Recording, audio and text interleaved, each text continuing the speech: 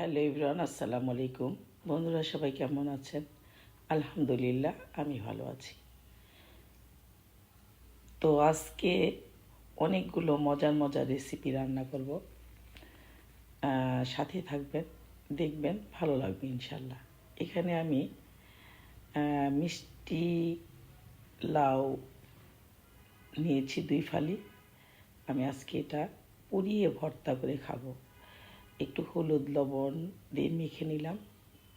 আর এখানে হচ্ছে একটু মগজ ভাজি, গরুর মগজ ভাজি করছি।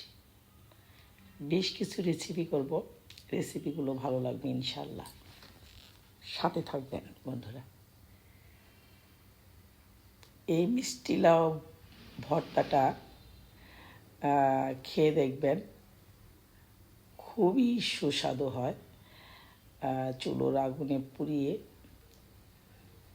ভর্তা করে খেলে। আর এখানে লতা রান্না করব ছোটো আলু দিয়ে, এখানে চিংড়ি মাছের শুটকি দিয়ে লতা রান্না হবে আজকে। একে সব মশলা দিয়ে দিলাম, হালকা একটু হলুদ দিয়েছি, আর কাঁচামরিচ দিয়ে রান্না, কোনো শুকনা মরিচ দেব না। এভাবে লতা রান্না করে খেয়ে দেখবেন, খুবই মজা হয়। তো মিষ্টি কুমড়গুলো মোটামুটি হয়ে এসছে, একদম তুলতুলে হয়ে যাবে। তারপর উপর থেকে একটু পোড়া অংশগুলো একটু বেছে বেছে ফেলে দেব। এখানে একটু শুকনো মরিচ পুড়িয়ে নিচ্ছি। পোড়া মিষ্টি লাউয়ের সাথে পোড়া মরিচের ফ্লেভারটা খুব ভালো যায়। এখানে ভাত হচ্ছে, মাটির হাঁড়িতে ভাত। পোড়া মিষ্টি লাউ ভর্তা একটু হালকা ফেলে নিলাম, মিষ্টি লাউয়ের পোড়া অংশগুলি একটু একটু ফেলে নিলাম। পোড়া মরিচ দিয়ে, পেঁয়াজ, একটু ধনে পাতা,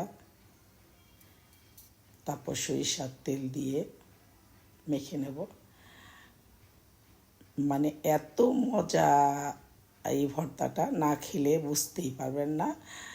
তো আমার রিকোয়েস্ট থাকলো আজকের আমার এই পুরো রেসিপিটাতে, পুরো ভিডিওটাতে আর কি, এই মিষ্টি লাউয়ের ভর্তাটা ছিল বেস্ট রেসিপি।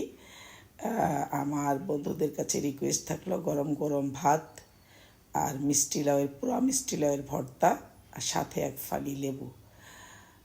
মাশাআল্লাহ, খুবই মজার হয়েছিল। তো এইভাবে খাবেন, ভালো লাগবে ইনশাল্লাহ। তো বন্ধুরা সবাই ভালো থাকবেন, সবাইকে সালাম, আসসালামু আলাইকুম।